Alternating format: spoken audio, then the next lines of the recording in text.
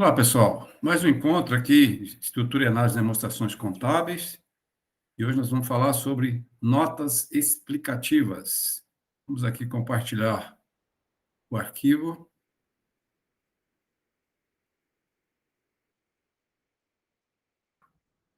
Bem, então vamos falar sobre notas explicativas. Então, temos por objetivos conceituar as notas explicativas, apresentar a legislação aplicável à elaboração, e publicação das notas explicativas e apresentar exemplos de notas explicativas. Bom, o que são notas explicativas, né? As notas explicativas, elas são informações que vêm complementar as demonstrações contábeis, ou seja, ela vem explicar, vem detalhar aquilo que não é possível fazer nas demonstrações contábeis, tipo balanço, demonstração de resultado e outras. Então, é agregar, mais informações que não foram evidenciadas anteriormente e tem por um propósito, auxiliar na análise das demonstrações contábeis, ou se não só na análise, mas como também trazer informações mais detalhadas para os diversos usuários da informação contábil. Bom, com relação à sua normatização, né, ela tem lá um embasamento na Lei 6.404, que é a Lei da Sociedade por Ações, lá no seu artigo 176, nos parágrafos 4º e 5º, e também no CPC 26 ou NBC-TG 26,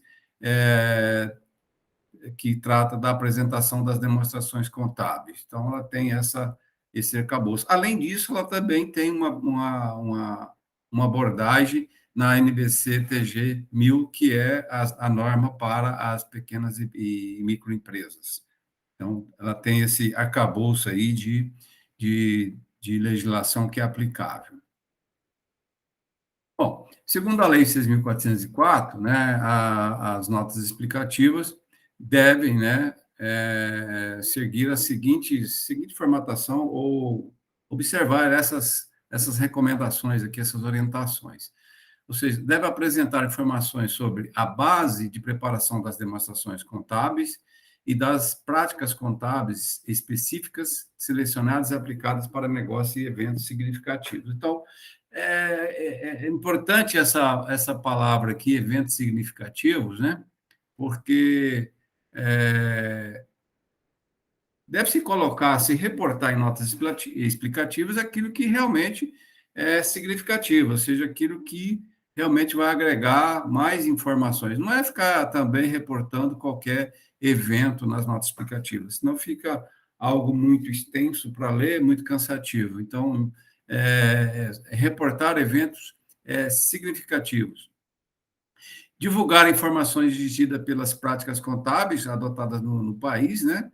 E que não seja apresentado em nenhuma outra parte das demonstrações. Então, às vezes, explicar critérios de mensuração, isso são questões aí que as normas exigem, né?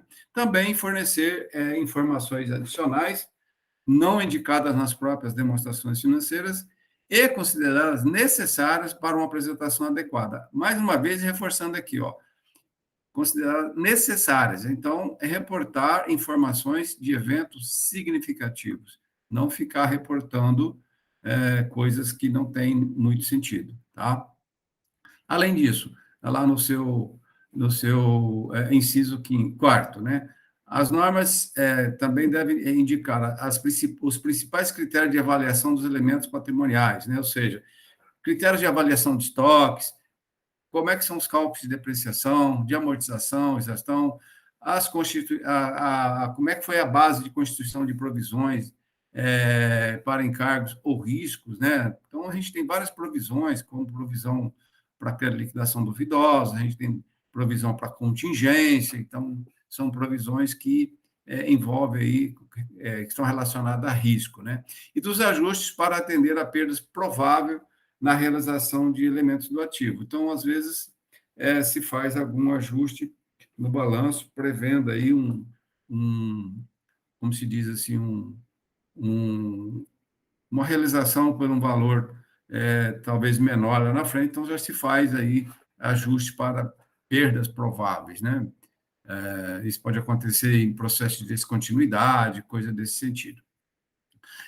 Os investimentos em outras sociedades, quando relevantes, né, no artigo 247, parágrafo único da Lei 6.404, então, são aqueles investimentos que a empresa tem em outras, né, por participações em empresas coligadas e controladas. Porém, se for relevante, né? Se é uma controlada e uma coligada, isso tem que estar lá sendo demonstrado. Agora, se é uma participação sem muito propósito, então não há necessidade, né, de reportar.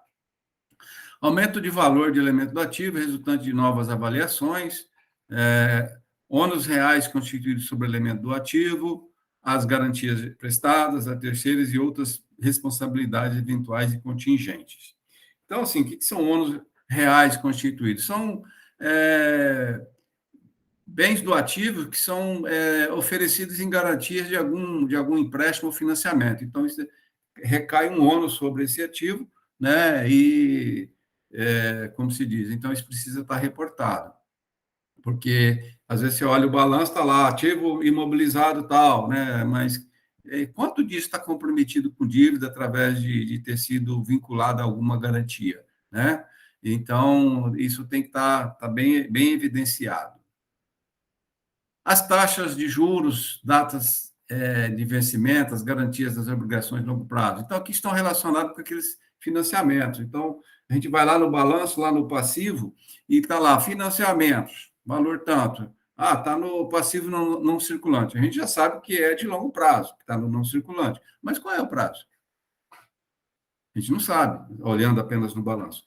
Qual a taxa de juro que a empresa está pagando nesse financiamento? O balanço não vai explicar isso. Qual a data do vencimento? Quais as garantias que foram vinculadas a esse financiamento? Então, isso tem que estar detalhado em nota explicativa, né?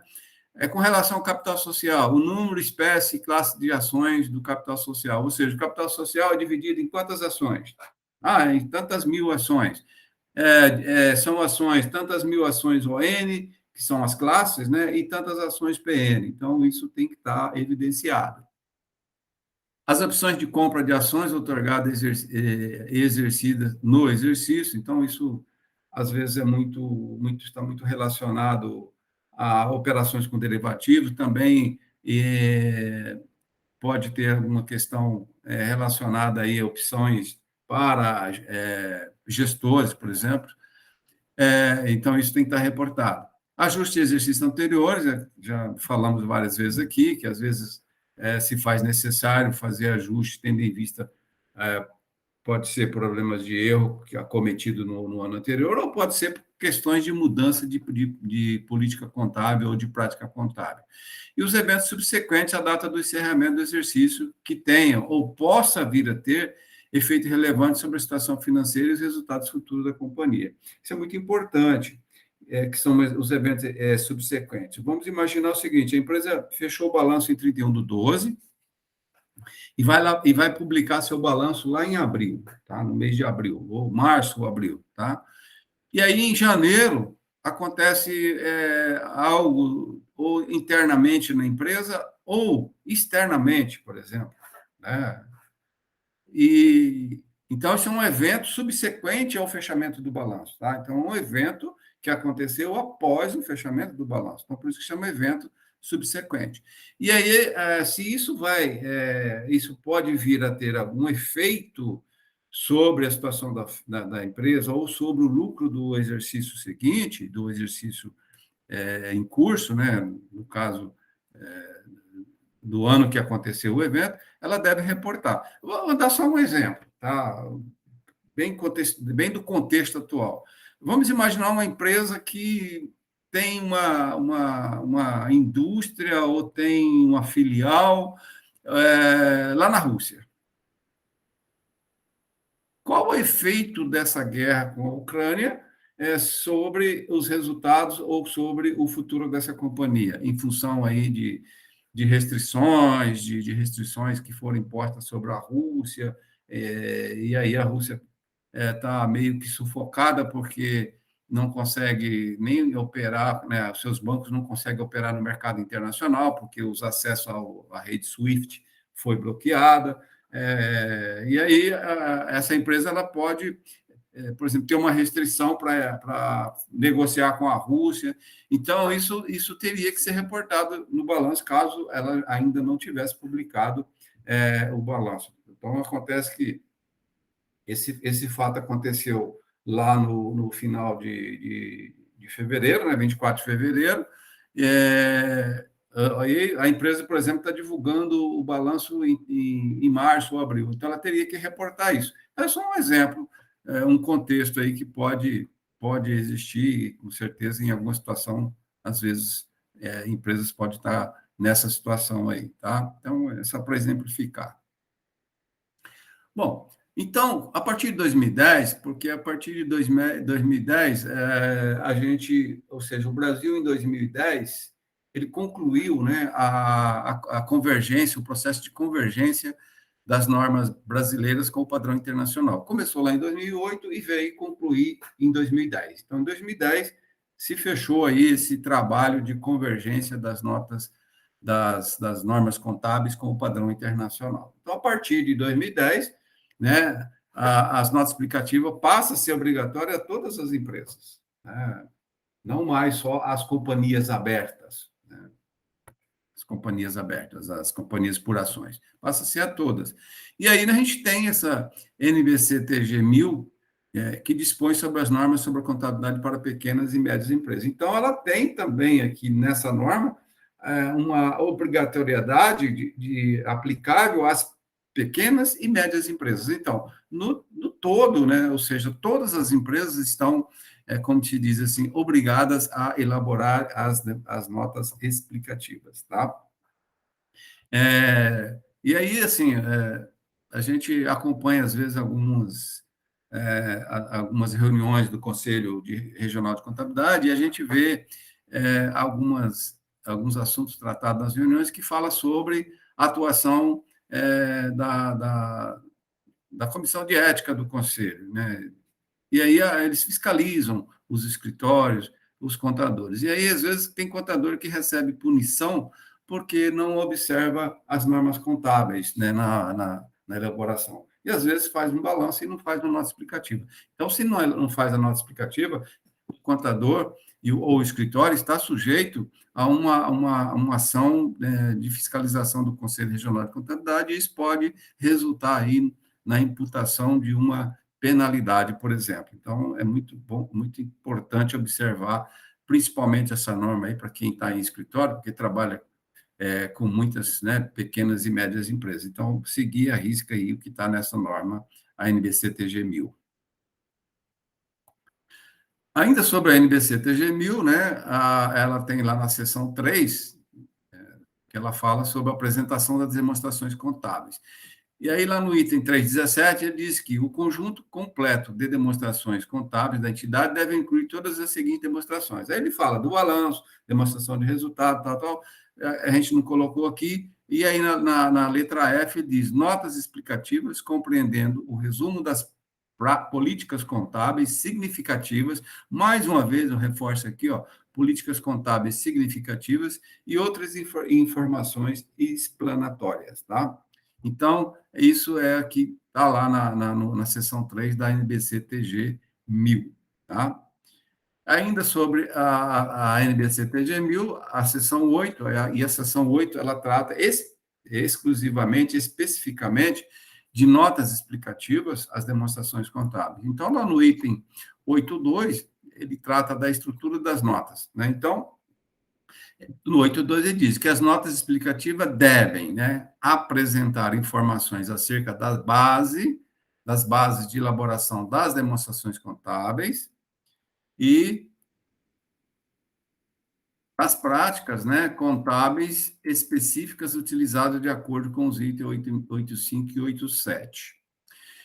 Ainda, divulgar as informações exigidas por esta norma, que não tenha sido apresentada em outras partes das demonstrações contábeis, e prover informações que não tenham sido apresentadas em outras partes contábeis, mas que sejam relevantes para compreendê-las. Observe que esse texto aqui é muito muito parecido com o que está na Lei 6.404.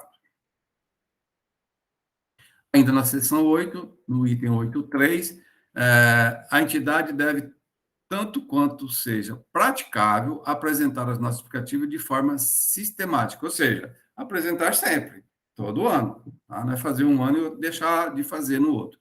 A entidade deve indicar em cada item das demonstrações contábeis a referência com a respectiva informação na nota explicativa. Em vários assuntos que a gente abordou anteriormente, falando sobre demonstração de resultado e balanço patrimonial, por exemplo, eu fiz várias referências. Olha aqui, ó, na frente aqui tem a nota explicativa número tal. Quer saber detalhes sobre isso? Vai lá na nota explicativa e você vai ter os detalhes sobre essa conta aqui do balanço. Então, e a gente vai ver isso aqui logo à frente, tá? Então, é isso que eu estava falando lá, tá? Nos outros encontros.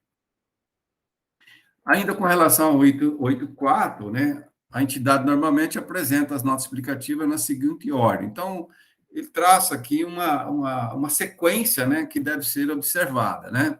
Então, uma declaração de que as demonstrações contábeis foram elaboradas em conformidade com a norma TG 1000, né, TGA 1000, NBC TG 1000, isso quando se refere à pequena e média empresa, tá? Se é uma companhia aberta, né, aí é o CPC 26. CPC 26, a NBCTG 26.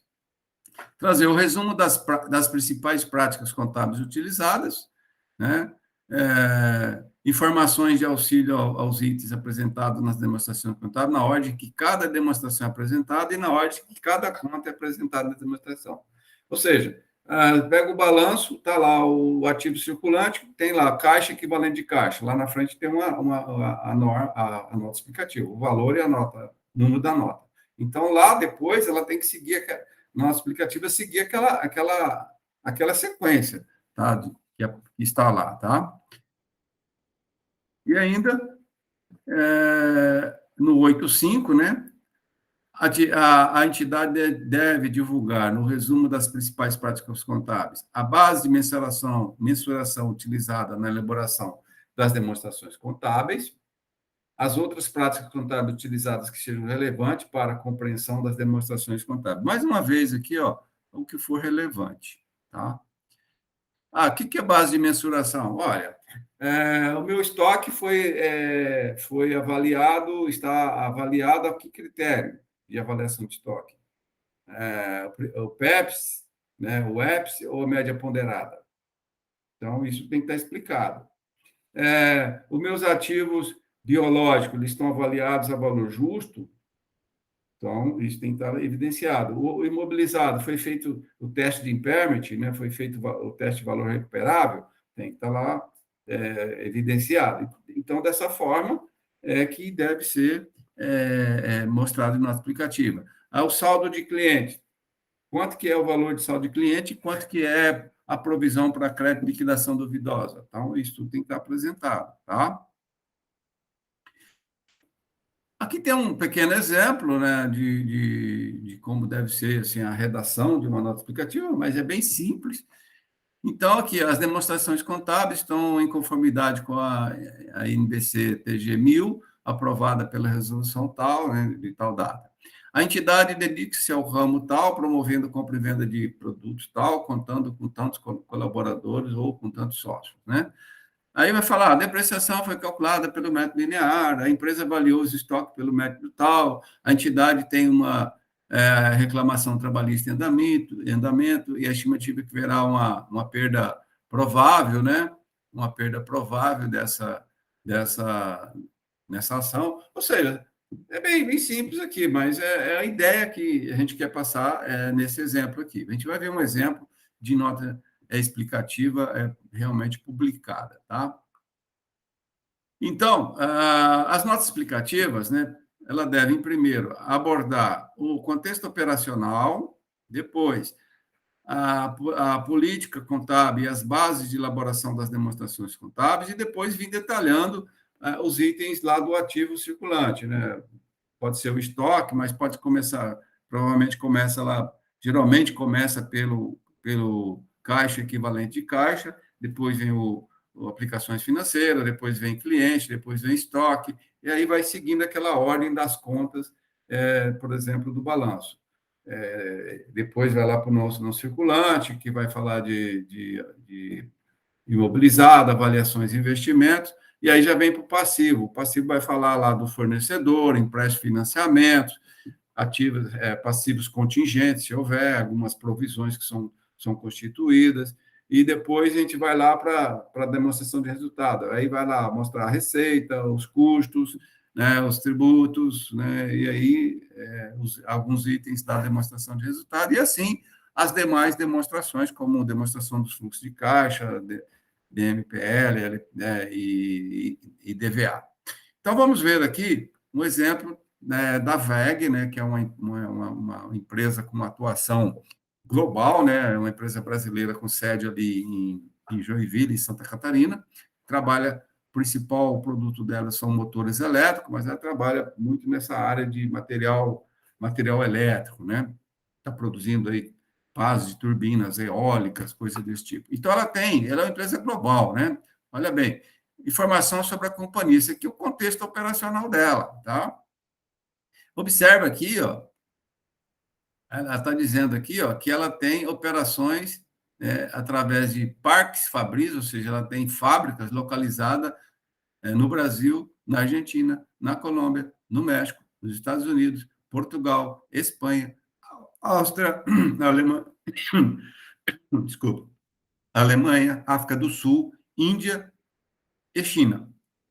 Então, nesses países, ela tem fábrica, são filiais dela, são fábricas. E ainda tem presença comercial em mais de 135 países, ou seja, tem escritórios de representação, é, setores de representação dela. Então, ela é uma empresa de atuação bastante pulverizada aí em vários continentes, praticamente em todos os continentes, continente sul-americana, América Central, né, América do Norte, Europa, Ásia, África, né? Então tem participação aí em vários países aí, em todos os continentes, né?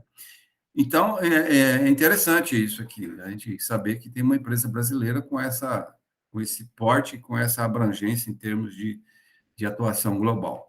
Então, aqui é o contexto operacional dela. E aí, o item 2 já vem falar do quê? Da base de preparação e das políticas contábeis. Né? Então, aqui ela vai mostrar com o que ela fez, com base em que ela fez as demonstrações contábeis. Então, ela está falando, ó, as demonstrações financeiras consolidadas individuais, né, foram elaboradas considerando todas as informações relevantes da companhia, que corresponde àquelas utilizadas pela administração na sua gestão, preparada de acordo com as normas internacionais de relatórios financeiros, que é o IFRS, né? Que são as normas internacionais, de acordo com... Por que normas internacionais? Porque ela tem atuação global. De acordo com as práticas contábeis adotadas no Brasil, que é os BR-GAAP, né? Implementadas no Brasil pelo Comitê de Pronunciamento Contábil, que são os CPCs, aprovado pela Comissão de Valores Mobiliários e pelo Conselho Federal de Contabilidade. Aquilo que eu já disse para vocês, né? Quando um CPC é aprovado, ele também é aprovado dentro de vários órgãos reguladores e fiscalizadores. Então, no caso da VEG, a CVM é o órgão que fiscaliza ela e que determina algumas normas que ela tem que observar. E também pelo Conselho Federal de Contabilidade, tá? Então, isso aqui ele está dizendo, ó, nós preparamos a nossa contabilidade, a nossa política contábil, segue as normas e os padrões internacional e também as normas contábeis vigentes no Brasil, que é o BR-GAAP, né? Se alguém, por curiosidade, se quiser saber o que é BR-GAAP, a tradução disso seria princípios contábeis geralmente aceitos no Brasil, o General Account Accepted Principles, né, que quer dizer isso. Se você pegar aqui o US GAAP, tá? Então, se aparecer aqui US GAAP, então as normas e princípios contábeis vigentes nos Estados Unidos. Quando é BR, é normas e princípios contábeis vigentes no país, no Brasil. Bom, aqui nós temos, então, o ativo, né, da WEG, né, publicado, o balanço da WEG, aqui no caso o ativo, e aqui a gente tem as notas. Eu coloquei uma seta aqui, ó, as notas, ó. E aí a gente tem aqui o circulante, e eu aqui circulei aqui, ó, destaquei aqui em vermelho, o número das notas explicativas. Então, aqui, ó, tem a caixa equivalente de caixa, nota explicativa 5, aplicações financeiras 6. Eu não vou entrar na nota 30, porque ela tem, no mínimo, 4, 5 páginas, então ela é bastante extensa. Clientes, a nota 7, estoque, a nota 8, títulos a recuperar, a nota 9.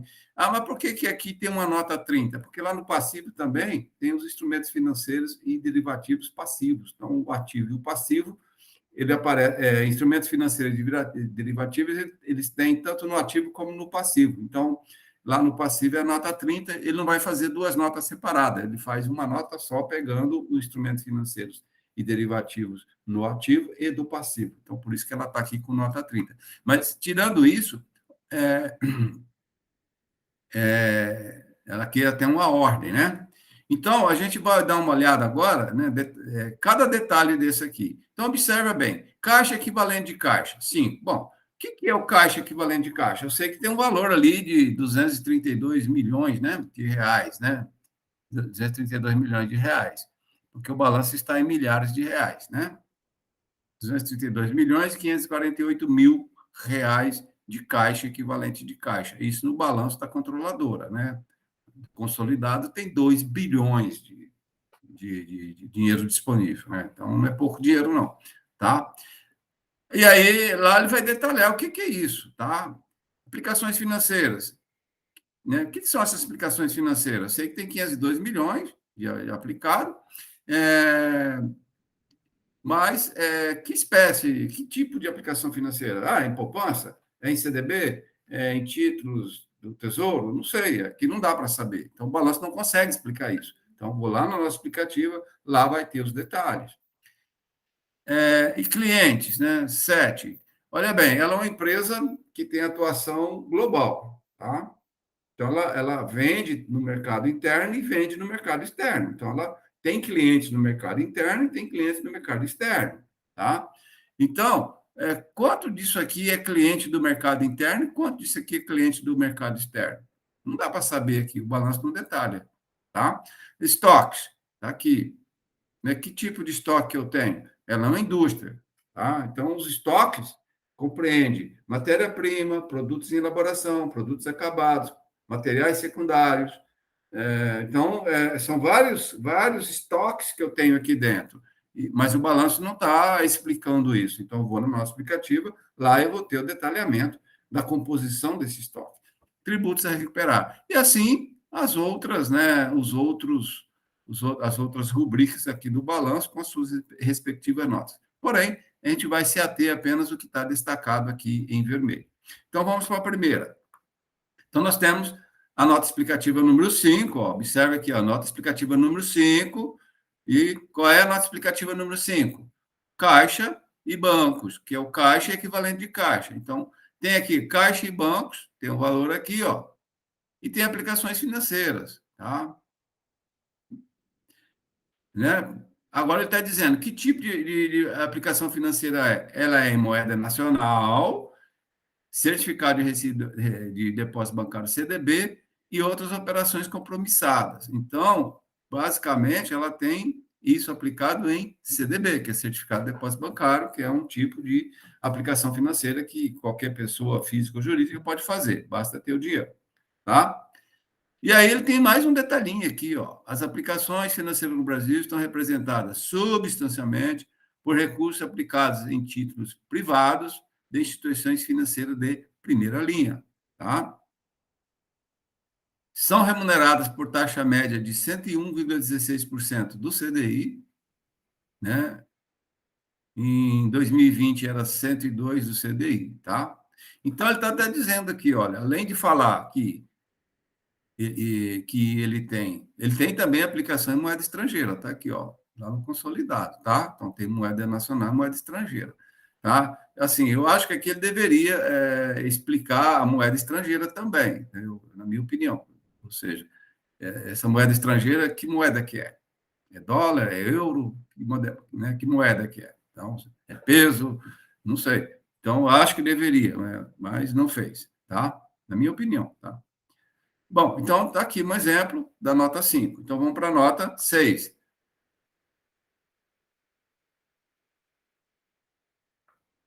Nota 5. Nota 6. Então, a nota 6 fala de aplicações financeiras, tá? De aplicações financeiras. Então, é o item seguinte. São, basicamente, certificado de depósito bancário e fundos, tá?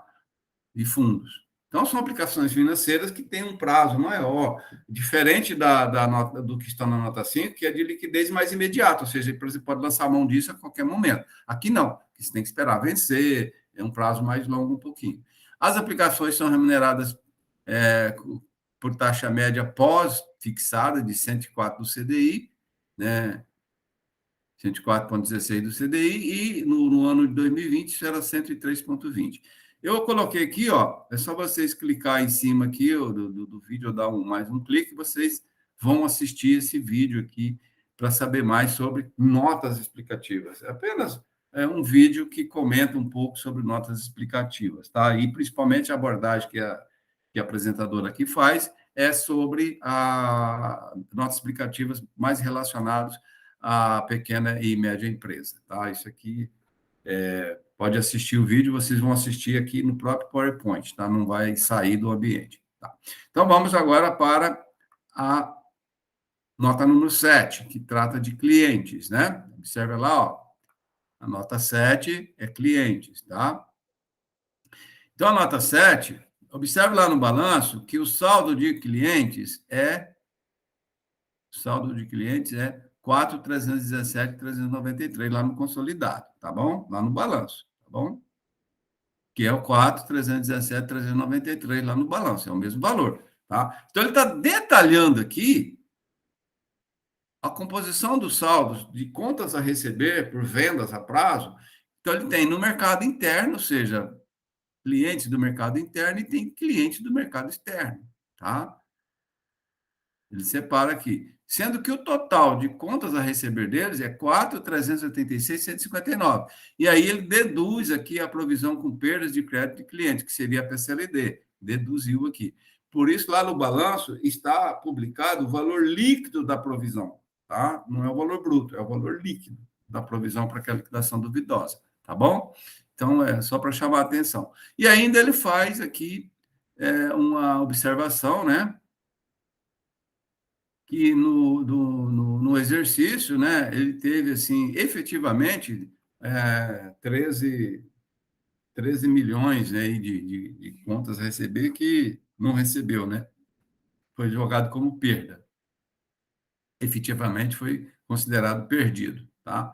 Aquela questão, né? Vende para a empresa, mesmo que você faça análise do cadastro, aprova o cadastro do cliente, aprova o limite, faz a venda, mas lá na frente a empresa pode ter um problema sério, e aí vem o problema de recuperação judicial e falência e não consegue receber. E aí não tem jeito, perdeu. Perdeu e perdeu, tá? E aí ele detalha aqui, ó, é, vencimento das duplicatas. Então, tem a vencer e tem aqui, ó, créditos vencidos. Isso aqui é um problema, né? Ou seja, crédito vencido acima de 180 dias é complicado, né? Isso aqui, a situação aí dos clientes que estão aqui não estão muito boas. Então, mas ele faz o detalhamento aqui, tá? Ele faz o detalhamento de, de de toda a composição do saldo. Observe aqui que é pelo valor bruto, ó, esse valor é igual a esse valor aqui, ó. Tá vendo? Igualzinho. E aí, como se diz,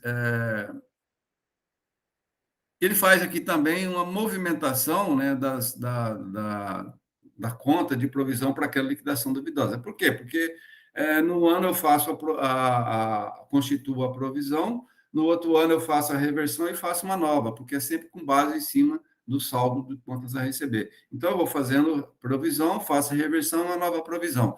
Então, eles estão aqui, como se diz, detalhando aqui a movimentação da conta de provisão para aquela liquidação duvidosa. A nota explicativa número 8, que se refere aos estoques, né? Então, aqui ele tem aqui a, a, a composição do estoque. Observe que lá no balanço ele tem um saldo de estoques, né? E tem lá um valor significativo, 6 bilhões de reais de estoque. E aquele detalhe, total do estoque no mercado interno e total do estoque no mercado externo, tá? Observe que aqui a moeda aqui está em reais, ou seja, isso foi convertido da moeda original para a moeda real, que é a moeda funcional da empresa, né? Então, aqui está tudo em real porque foi feitas as conversões. E aí ele faz a detalhamento, ou seja, o estoque dele é composto por produtos acabados, ou seja, produtos que estão prontos para venda, produtos que estão em fabricação, que está lá na linha de produção, matéria-prima, estoque de matéria-prima, né? Importações em andamento, ou seja, são estoques de produtos ou itens e matérias-primas componentes que estão sendo importados, que já comprou e está em trânsito, mas já considera da empresa, porque já foi entregue, mesmo no navio é dela, porque o risco é dela, tá? Isso é muito interessante. E aí ele coloca aqui uma provisão para perda de estoque, né? Problema de produtos que pode ficar, como se diz, ou vende pouco, ou pode se tornar obsoleto, e aí eu já provisiono. Aquilo que ele fala, olha, provisionar para possíveis perda, né, de itens, né, do seu patrimônio, né? Então, já está prevendo lá na frente. Aí tem aqui também, né, o detalhamento aí do estoque no mercado externo, e aí ele faz também aqui um detalhamento dessa provisão para perda, né, em função de, de obsolescência ou de algum problema que existe no próprio processo fabril, ele faz aqui, né, a movimentação da provisão, ou seja, a constituição da provisão, a reversão, constituição da nova provisão e a reversão. E aí ele tem aqui uma outra informação aqui, ó, que é interessante, que eu até recortei, porque coloquei aqui, que ele diz assim, os estoques estão segurados e sua cobertura é determinada em função dos valores e grau de risco envolvido. As constituições e reversões de provisões para perda de estoques e baixo giro são registradas em custo dos produtos vendidos. Então, como se diz, aqui quando eu faço a provisão, eu acredito aqui e debito lá no CPV, né? Então, é isso que ele está dizendo. E aqui ele está falando, meu estoque está coberto por seguro. Então, isso eu acho que é uma informação relevante, tá? Porque o usuário, né, sabe que tem uma cobertura, uma garantia a mais aí em cima desse estoque, tá? E aí tem a nota número 9, que fala de tributos a recuperar. E aí ele fala aqui sobre, né, o detalhamento, né, dos tributos, tanto no mercado interno como no mercado externo, e por tipo de produto, tá? Por tipo de produto, não, por tipo de tributo. Então, ele faz esse detalhamento. Então, observe que lá no balanço, ele tem lá imposto a recuperar, valor X, tanto. Pronto. E aí você não tem detalhamento. Que tributo que é que eu tenho a recuperar? A gente tem vários tributos. IPI, PIS, COFINS, ICMS e outros produtos. Então, aqui ele faz o detalhamento. Então, por isso que é útil.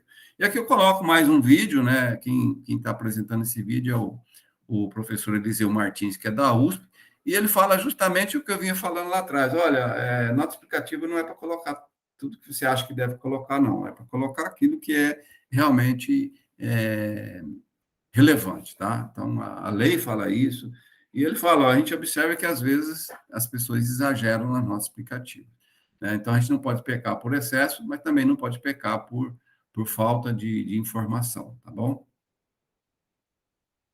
Aqui nós temos outra parte do balanço, no caso aqui o passivo, né? Eu destaquei aqui duas notas explicativas, que é no caso dos fornecedores e também de empréstimos e financiamentos. Então, observe aqui, ó, que no passivo a gente tem instrumentos financeiros e derivativos, a nota 30. Se a gente for provavelmente lá no não circulante, pode ter também, né? Então, por isso que ela tem esse número, porque aqui ela pega os dois lados, né? Aquele que não é relevante, ó, ele não colocou nenhuma nota explicativa. Falar sobre imposto de renda e contribuição social, sobre dividendos, de adiantamento de clientes. Então, assim, não achou interessante, ele não colocou. Tá? Então, não carregou demais o balanço com nota explicativa. Então, para a nota 19, fala de fornecedor, foi muito sucinto. Simplesmente colocou, ó, tem tanto de fornecedor no mercado interno e tanto no mercado externo, nada mais. Né? Não entrou mais em detalhes. Ele poderia, se quisesse, colocar aqui quais são os prazos, né?